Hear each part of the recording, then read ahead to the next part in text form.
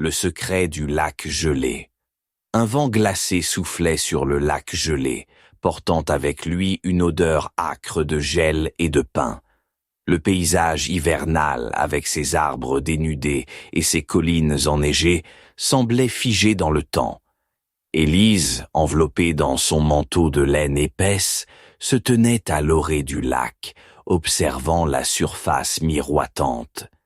Chaque fois qu'elle posait ses patins sur la glace, une étrange nostalgie l'envahissait, une mélancolie qu'elle ne pouvait expliquer entièrement. Le lac était son refuge, mais aussi le lieu de son cauchemar le plus profond.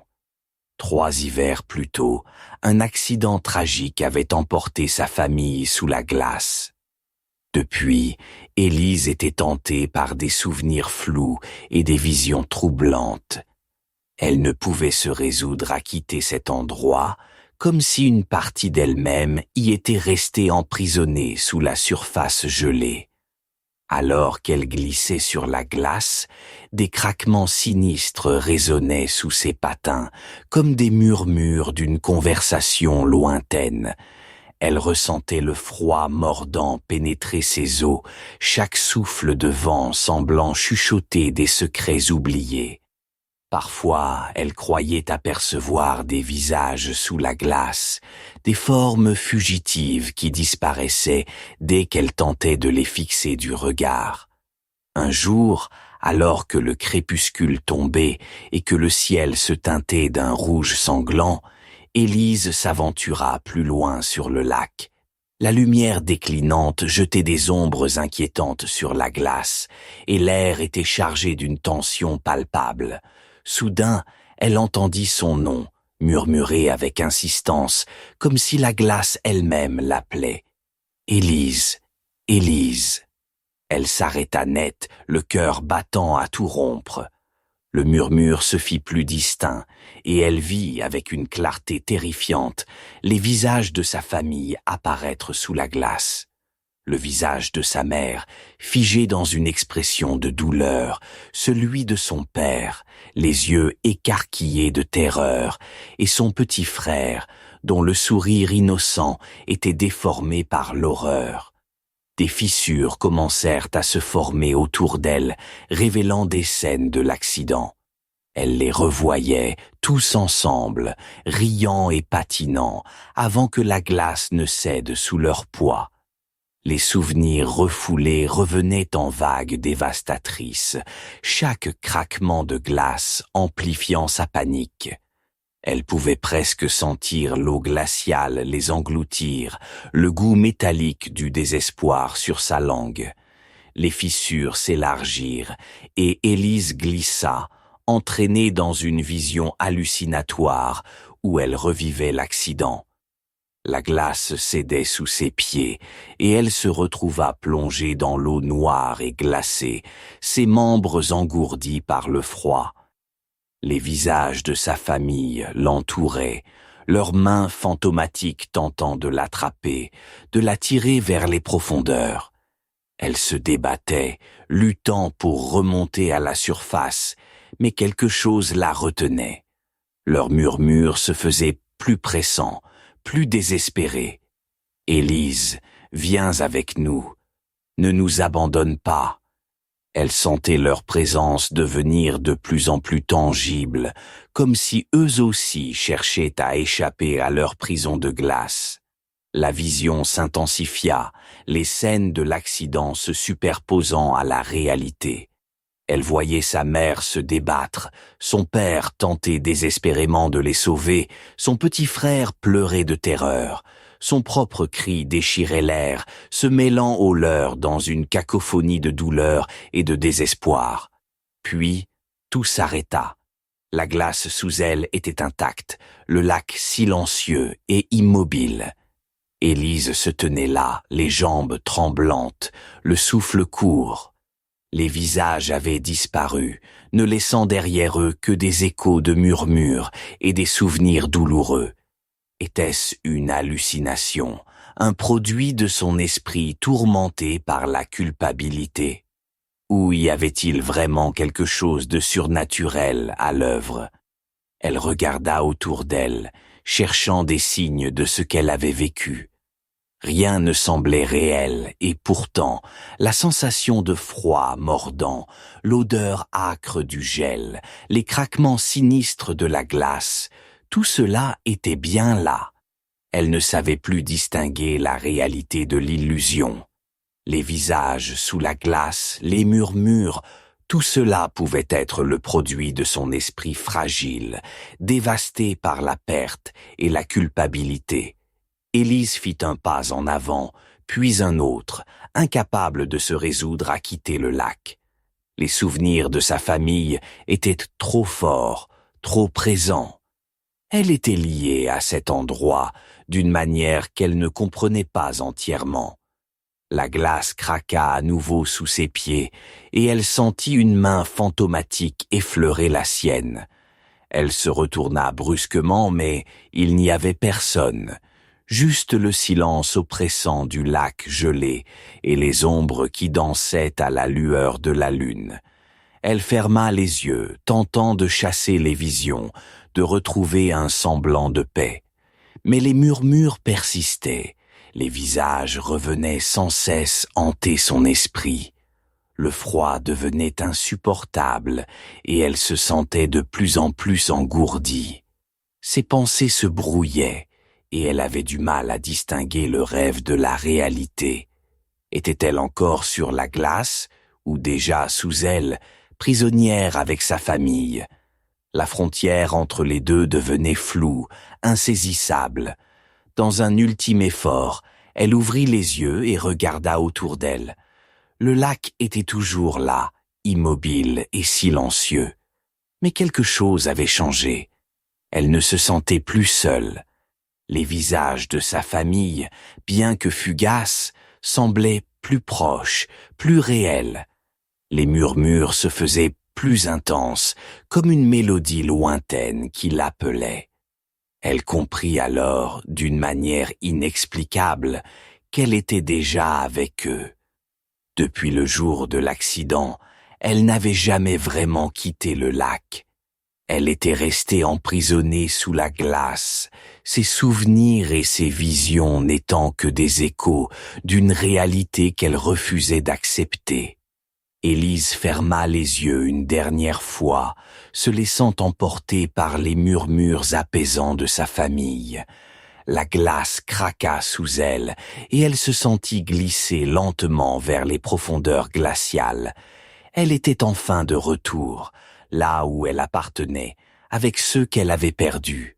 Le lac gelé, témoin silencieux de tant de tragédies, referma son étreinte sur elle, et le silence retomba, éternel. Le crépuscule s'installait doucement, enveloppant le paysage d'une ombre inquiétante.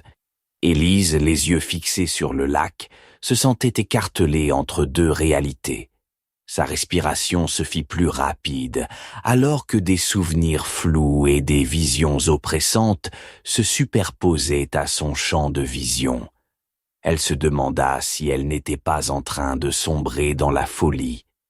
Le vent soufflait avec une intensité croissante et une étrange odeur de cendre s'ajouta à celle du gel et du pain. Élise frissonna, mais ce n'était pas seulement à cause du froid. Un sentiment de malaise grandissait en elle, une sensation d'être observée. Elle se retourna lentement, mais il n'y avait personne, juste le silence pesant de la forêt enneigée. Elle fit un pas en arrière, ses patins crissant sur la glace. Les murmures avaient cessé, mais l'écho de leur voix restait gravé dans son esprit.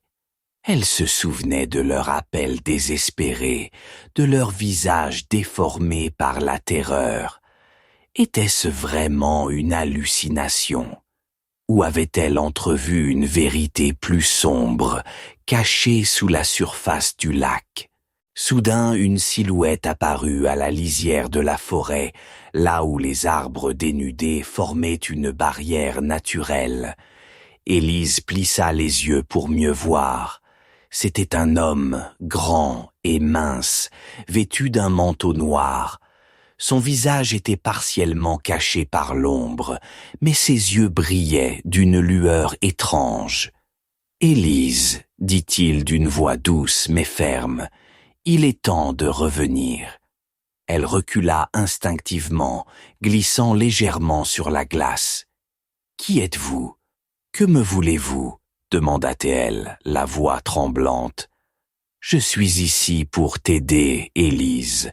Nous devons affronter la vérité ensemble. » Elle secoua la tête, refusant de croire à cette apparition. « Vous n'êtes pas réel.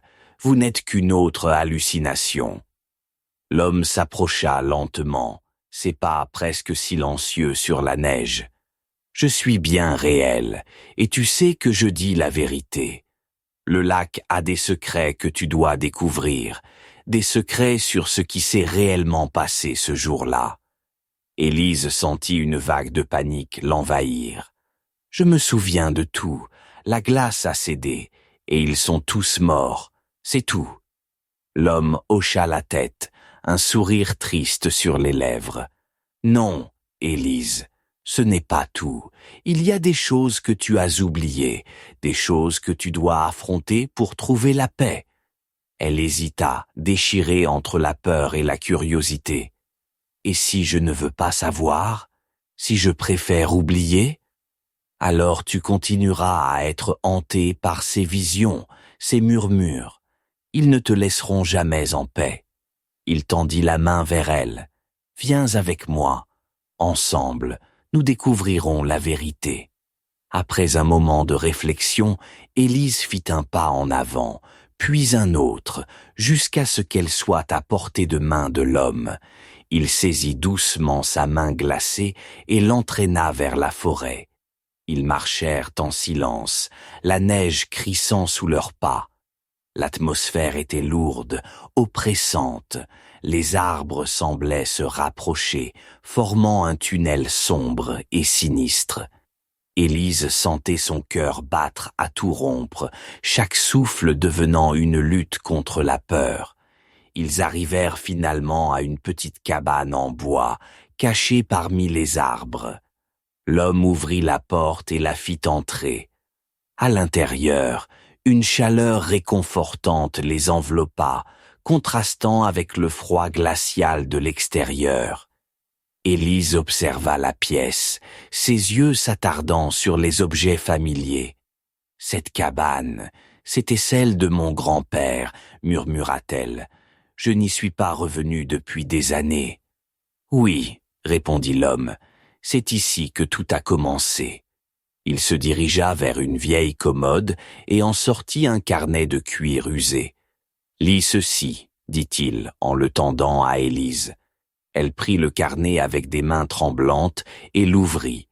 Les pages étaient remplies d'écritures serrées, des notes et des dessins étranges. Son cœur se serra en reconnaissant l'écriture de son père.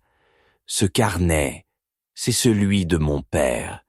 Mais je pensais qu'il avait été perdu dans l'accident. Non, il a été caché ici, à l'abri des regards.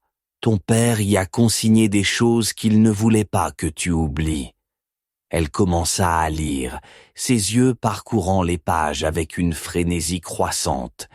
Les notes parlaient de recherches sur le lac, de phénomènes étranges, de légendes locales.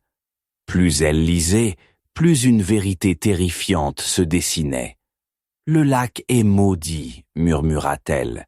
« Il y a quelque chose sous la glace, quelque chose d'ancienne et de maléfique. »« Oui, » confirma l'homme. « Ton père avait découvert l'existence de cette entité et il cherchait un moyen de la détruire. Mais il n'a pas eu le temps. Les souvenirs affluaient en elle, des fragments épars se rassemblant pour former une image plus nette. Elle se souvenait des discussions de ses parents, des avertissements de son grand-père, des nuits passées à écouter les légendes autour du feu. Et surtout, elle se souvenait du jour de l'accident, des instants précédant la chute dans l'eau glacée. « Nous n'étions pas seuls ce jour-là, » dit-elle d'une voix tremblante. « Quelque chose nous observait, nous attirait vers la glace fragile. Exactement, acquiesça l'homme. Et maintenant, cette entité cherche à te ramener à elle. Elle se nourrit de ta douleur, de ta culpabilité. Élise sentit une colère sourde monter en elle. Je ne la laisserai pas faire.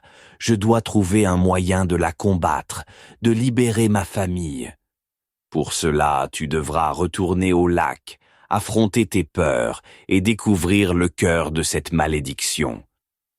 Le lendemain matin, Élise se tenait à nouveau au bord du lac gelé, déterminée à affronter l'entité qui avait détruit sa famille. L'homme mystérieux l'accompagnait, une présence rassurante à ses côtés. Ils s'avancèrent sur la glace, chaque pas les rapprochant du centre du lac, là où la surface semblait plus fragile. Les murmures recommencèrent, plus forts, plus insistants. « Élise, Élise, je suis là, répondit-elle, la voix ferme.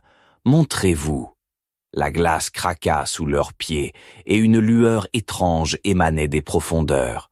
Les visages de sa famille apparurent à nouveau, mais cette fois, ils semblaient plus réels, plus présents.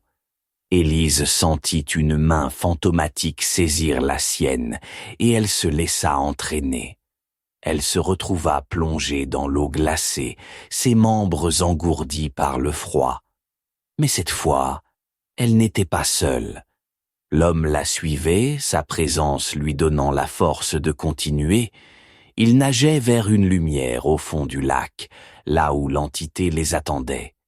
La créature était immense, une silhouette sombre et informe, ses yeux brillants d'une lueur maléfique. « Pourquoi es-tu revenu ?» gronda-t-elle. « Tu m'appartiens désormais. »« Non, » répondit Élise avec détermination. « Je suis venu te détruire, te libérer de cette malédiction. » L'entité rugit et une vague de froid intense les enveloppa.